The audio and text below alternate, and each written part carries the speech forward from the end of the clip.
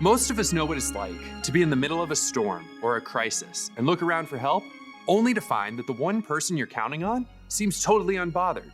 Maybe they even left you unread. The disciples know that feeling too. They're in a boat, waves are crashing, water's flooding in, and Jesus is asleep in the bottom of the boat. Well, today, our pastor of congregational care, Sally Campbell-Evans, is going to walk us through a story when Jesus stills a storm. And it invites us to discover the kind of peace that doesn't depend on the storm stopping first.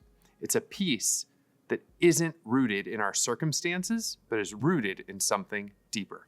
Check it out. Are you ever impressed with those individuals who can remain calm in the midst of chaos?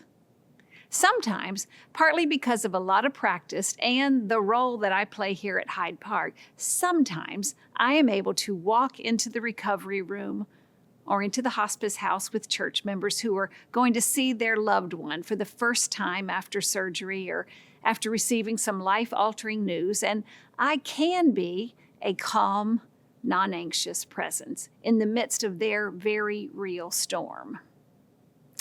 But when it is one of my beloveds in the hospital or a family member going through a very serious situation, well, I hate to admit it, but I can be overly anxious and frenzied. Pressure builds in my midsection and things come out of my mouth things that I did not intend to say. My face and my body show my stress, and oftentimes I get a cold sore right here on my left nostril. And those who are up close and personal with me know when I am stressed. And that's why this past fall, I was so moved by the group of Buddhist monks who walked in silence across large sections of the United States. They were simply offering a model of peace, practicing calmness as a way to greet the world. There was not a lot of publicity or fanfare highlighting the journey of these Buddhist monks. You really had to search to find their walking path. But they were consistent and silent, strong, calm, and peaceful. Those monks are in sharp contrast to what it seems to me the disciples on the boat were feeling that day. In our gospel reading this morning, Mark explains that the disciples have been with Jesus all day long. They are tired. Jesus is tired. So they set out across the Sea of Galilee. And then a storm comes up. And the wind is howling and the waves are crashing and the boat is taking on water. I mean, can you imagine what the disciples are doing and thinking? I mean, besides, why in the world did we think this was a good idea? They might be saying, "Oh, Peter, please hold on to that rudder." Or, "Please, God, don't let the mast break." Or, "Oh my goodness, I am going to be sick." I mean, I can only imagine what the disciples were feeling that day. I bet they were terrified, or at least very, very concerned. And they look around for Jesus, and they find that he is where? Asleep. He is asleep on the cushion. The disciples wake him with panic in their voices. Teacher, do you not care that we are perishing?" And Jesus stands. He faces the wind and the waves, and he says, "Be silent. Be still." Or some translations render it peace. Peace, be still. And the wind ceases. The sea is calm. And then Jesus asked them a question that echoes down through the centuries. Why are you afraid? Have you still no faith?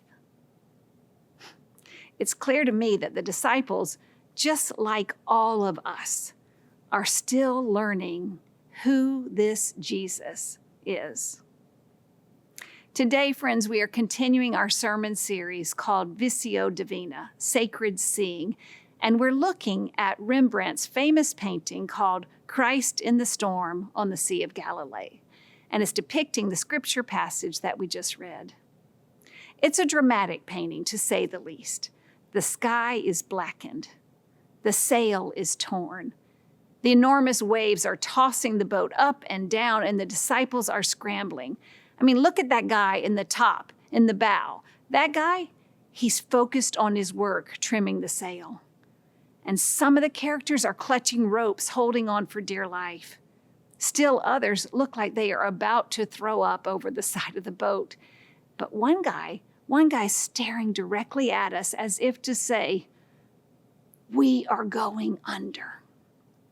And in the midst of all of that chaos, Jesus is there, steady, almost luminous, the way Rembrandt paints him. Art historians tell us that this is Rembrandt's only seascape, and he painted it in 1633. And the way he painted it, and the way Mark tells the story, it feels as though we too are in the boat. We're not observers. Friends, we are in the season of Lent, and Lent is not easy triumph. It is not yet Easter morning. Lent is wild and windy. It is a time of self-examination and confession. It is sitting with the storms that rage within us and all around us. And we know about storms, don't we? Some of us are in personal storms right now. A painful diagnosis, a strained marriage, a child being bullied at school, a job lost, a grief that feels like it might swallow us whole. Some of us are in collective storms. We see political division everywhere, a war that's spreading across the Middle East, climate crisis, violence that seems endless, and communities that feel fragile and frayed. And if we are honest, sometimes we find ourselves praying the disciples' prayer. Jesus, do you not care? Oh, friends, that question is not faithlessness. I think it's being honest.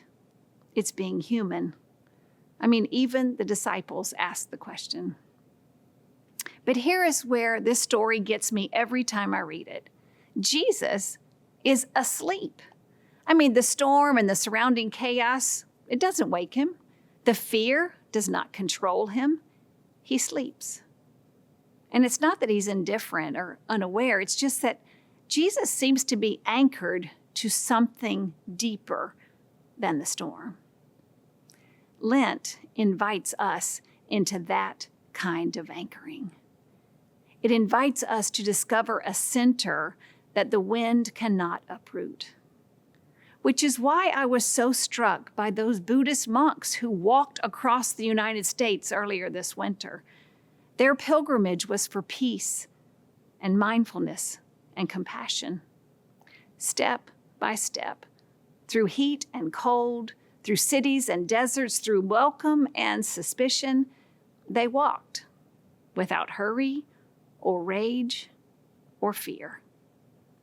And after 2,300 miles, the monks spent a day walking through one of the loudest places in our country, Capitol Hill, the Lincoln Memorial, gatherings, ceremonies with people constantly moving, and they met it all the same way they met every mile before.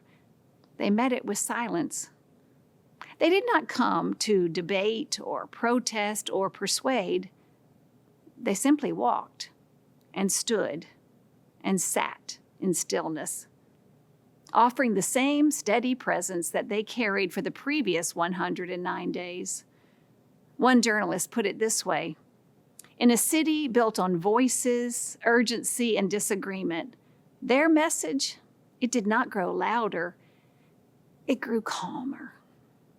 The surroundings changed, but their practice did not. They've now finished their walk and they took the bus back to Texas. The walk was never only about distance. It was about showing that peace is something that is practiced quietly wherever you are. Similarly, Jesus' calm in the boat is not passivity, it is presence, and presence can be powerful. Looking back at Rembrandt's painting, we see how Jesus is illuminated, a glow around him.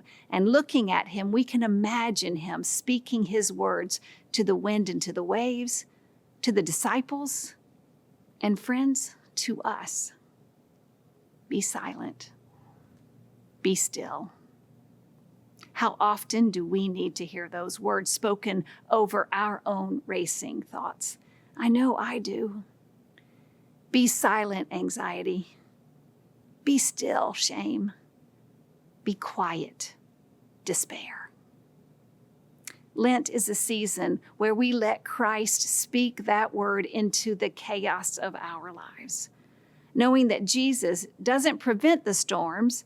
I mean, to be sure, we know we have to navigate many dangers in this world, but it's a reminder for us to have faith in the one who is in the boat with us, Emmanuel, God with us.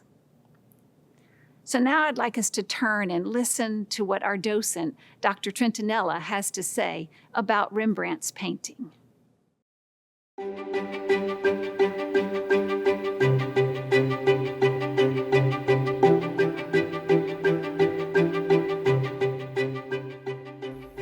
Dr. Trentinella, good to have you back with us to talk about Rembrandt and this powerful, moving depiction of Jesus stilling the storm. The technical name for the painting is Christ in the Storm on the Sea of Galilee. And if you just take a look at it, it just looks like you're there feeling the waves and the wind. Talk about the visual impact of the design of this painting. Absolutely. So Rembrandt is universally considered a master at this effect of the immediacy of the visual impact of his art. It's not just the composition. He painted in a very, what's been described as vigorous way.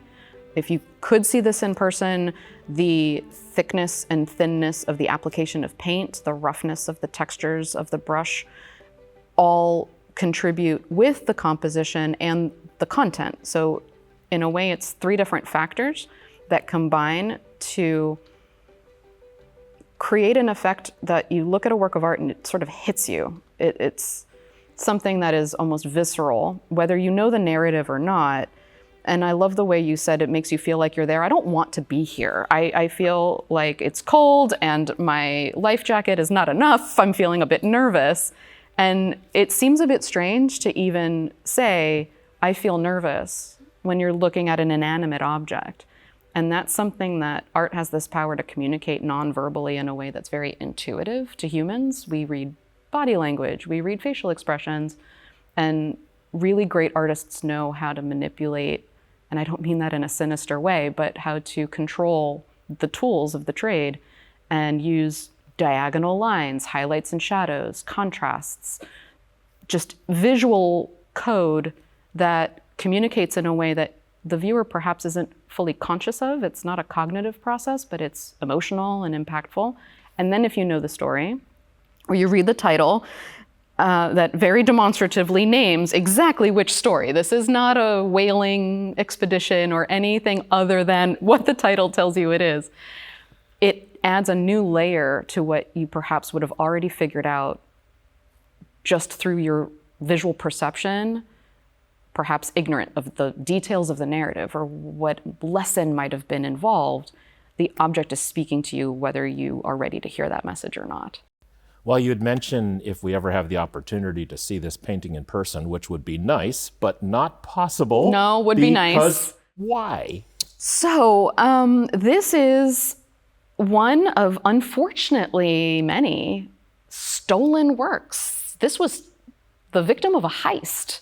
The painting was on display at the Isabella Stewart Gardner Museum in Boston, and one wee hours of the morning, 1990, I believe, the guards were taken hostage, tied up. They were tricked into opening the door, and in less than an hour and a half, a pair of thieves, we think it was two of them, made off with 13 works of art. The police report and interview with the guards, so they took 2 trips to the car to load everything up.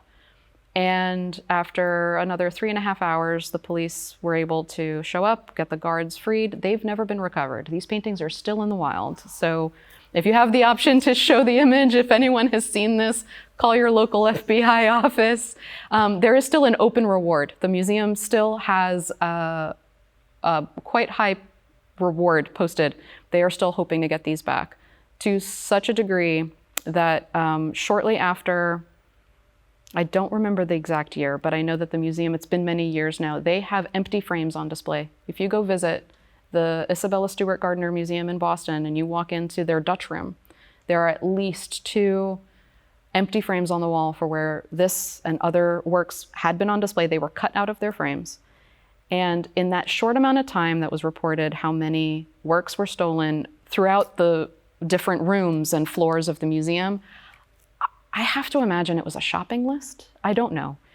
But it seemed very specific what was taken and what was left. And it almost begs the question of whether someone out there felt the power of this painting and decided they needed it for themselves. I can't discount that possibility. But it's an open case. The FBI maintains a registry of stolen works. If you're curious, you can look it up and see, maybe in the background on socials, if you see something and suspect it might be things. Such heists have been solved in similar ways. People see things in the background and the mystery gets solved, but yeah. One can only hope that someday we'll be able to see this marvelous painting face to face. It truly is. A photograph does not capture, especially with oil painting, something called luminosity. It looks like it will glow because the light will pass through the layers of oils. So being able to see something live is a totally different experience than in a photograph. So I can only hope it resurfaces.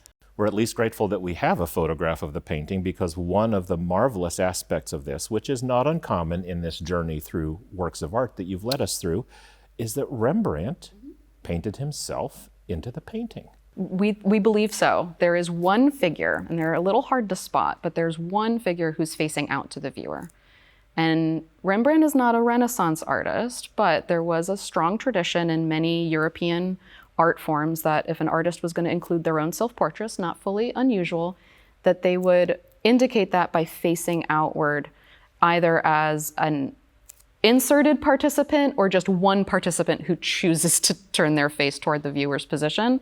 And so there's one character, and a look at that set of facial features. Art historians have the ability to compare that with other works. Now, Rembrandt has done many self-portraits, so we know what his face looks like or how he represented it. Doing a comparison with that, this looks like a young Rembrandt, and so he perhaps put himself right on that boat with everybody else going through this storm. Dr. Trentinella, thank you for bringing to life this marvelous painting and helping us experience it live to the degree that we can To the degree that we can, absolutely. You're welcome. So Rembrandt is the one in the boat looking right at us. In his painting, the storm is real, the danger is real, but so is the light. Rembrandt was a deeply spiritual man, and he knew storms of his own. He suffered bankruptcy, the loss of loved ones, and rejection. And still he painted Christ steady in the chaos. It's like he painted hope. So what does that mean for you and for all of us as Christ followers? I wonder, do you think we are being called to be a calm, clear, hopeful presence in the midst of the storm? Not panicked or reactive, but rooted in God's love. You know, John Wesley was profoundly impressed by a group of Moravians who remained calm and kept singing hymns when they were going through a violent storm at sea. And later, the early Methodists under John Wesley were known for their steady, disciplined faith. Sometimes they were ridiculed for it, for having a method for everything, but they were marked by quiet courage. Calm doesn't mean silent in the face of injustice, nor does it mean being complacent.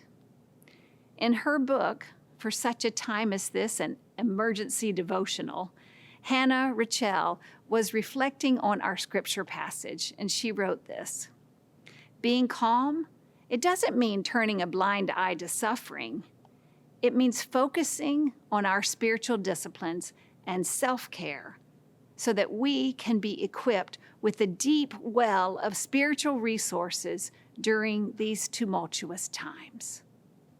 I like that. I like it a lot. So Jesus calms the storm, and then he continues his ministry of healing and justice, reconciliation, and new life. The monks walking across the country, they don't withdraw from the world, they walk through it mindfully, compassionately. So what if we walked through our storms like that? Grounded in prayer, knowing Christ is right there beside us.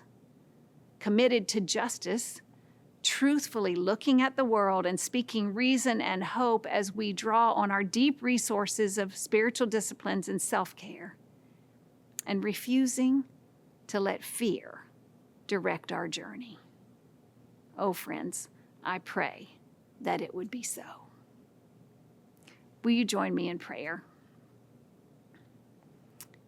With your eyes closed, I want you to imagine yourself in the boat.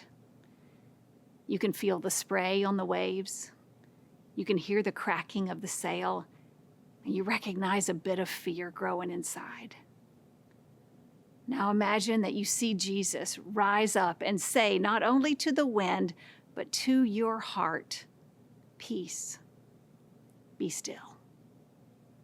In this Lenten season, may we trust that Christ is in the boat with us. May we cultivate a faith that is deeper than fear. And may we become a people whose calm presence testifies to a peace that the world cannot give. And when the storms rage within us or around us, may we remember the one who commands the wind is also the one who walks beside us to the cross and beyond it into resurrection morning. Amen. Thanks so much for joining us for this message. You know, Rembrandt painted himself in that boat, not as an observer, but as someone caught in the storm, looking out at us. And Sally's been asking us to do the same today, to stop watching the chaos from a distance and let Christ speak into the middle of it, to speak peace, be still. If that stirred something in you, I hope you'll take a next step. Visit hydeparkumc.org/next steps to find a small group, find a class, or join a worship service online or in person. I'm Matt Hotho, and I'll see you next time.